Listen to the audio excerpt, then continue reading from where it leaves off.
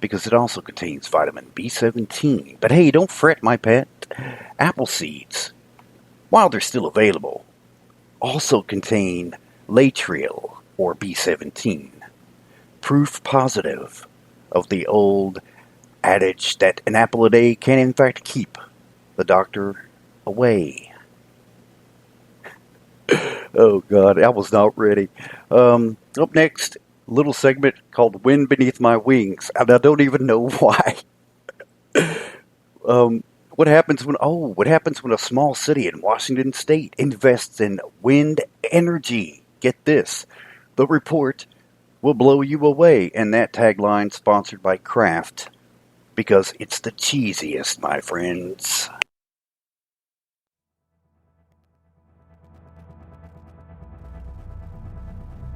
Oil is our God. I don't care if somebody says they worship Jesus, Buddha, Allah, whoever. They actually worship petroleum.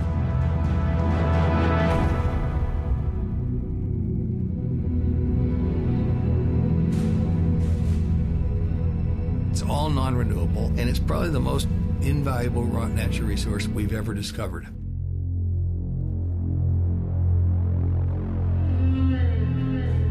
We're moving from an era of cheap, abundant energy to an era of scarce, hard to get, expensive energy.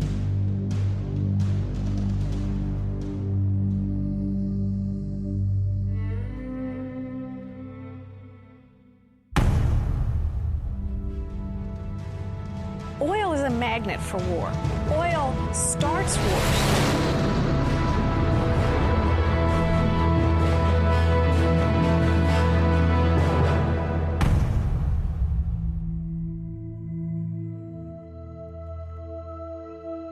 The demand is so huge, there is nothing that we can imagine to replace oil in those quantities. Not 1 in 100 of the people in our country have any inkling of the potential problem that we're facing. So we enter an entirely new world of quite unbelievable dimensions, and yet it's only a few years away.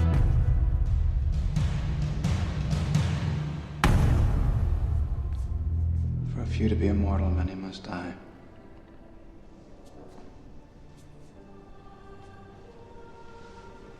What the hell's that supposed to mean? You really don't know, do you? Everyone can't live forever. Where would we put them?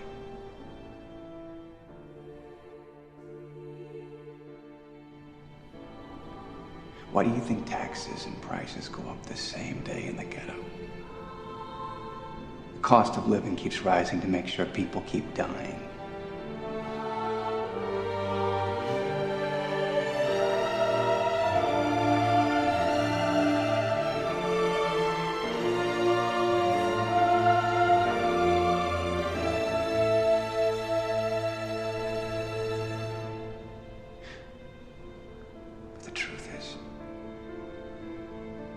More than enough. No one has to die before their time.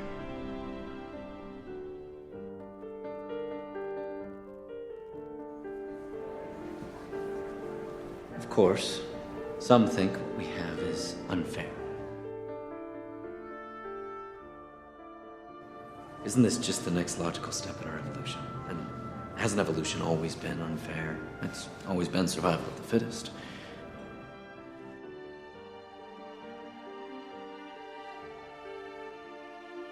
You might upset the balance for a generation.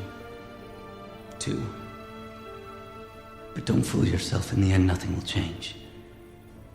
Because everyone wants to live forever. They all think they have a chance at immortality, even though all the evidence is against it. They all think they will be the exception. But the truth is, for a few to be immortal, many must die.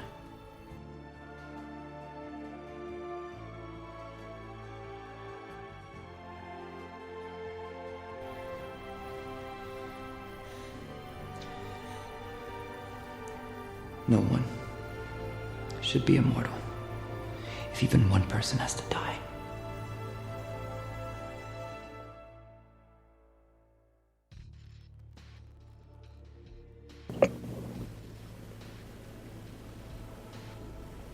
Oh, some profound words, aren't they? That first bit you heard was from a documentary called A Crude Awakening. And of course the other sound bites are from a great film with Justin Timberlake called In Time. I think that was 2011. I'm not sure about what year, but it is definitely an eye-opening film. The premise is, just to pique your interest, the premise is that the monetary system has actually disappeared, and people are instilled, they are born with these clocks in their arms that count down. At age 25, the clock activates, at which time you have 1 year to live. But you're pretty much forced to become a laborer just to acquire more time. So they literally show that to stay alive, you absolutely have to earn every minute. And that is not different from this monetary system. I was talking with a good friend of mine, Clint, earlier. We were talking about the monetary system. We were discussing on Facebook. And even if the monetary system as we know it were to disappear, something would be put in its place. There are contingency plans upon plans to make sure that the citizens are under the thumb of their government, always. So it's a great film. Go check it out. So, the story that will blow you away. Yeah, okay, so it wasn't, But it's another news story. May or may not be a bit of propaganda. This I actually came across in the Pennsylvania dailynews.com. 3 windmill-like turbines loom motionless over the city of Port Angeles' new waterfront park. The $107,516 spires stand immobile 2 months after they were erected and more than a year after the city council approved them. Once they are working to generate electricity, they will produce so little power, an estimated $1.50 worth of electricity a month in savings, that at least one council member is regretting her decision to purchase them. They have not been activated because the city is involved in an inspection-related dispute, whatever that is, with the manufacturer, UGE International Limited of New York City. SSI, I don't even know. BRUCH. I mean, if it's really is Brooke, then it's Sissy Brooke. Said last week that the turbines were intended to more than generate electricity. Quote, they were also meant to educate folks about wind power, she said. But Brooke regretted joining the council's unanimous decision in 2015 to approve the purchase. Quote, she says, they are not giving us the quantity of energy that we would use, that we would want. Further, she says, I did not realize they would produce so little energy. I wouldn't have voted for it, knowing it was that little.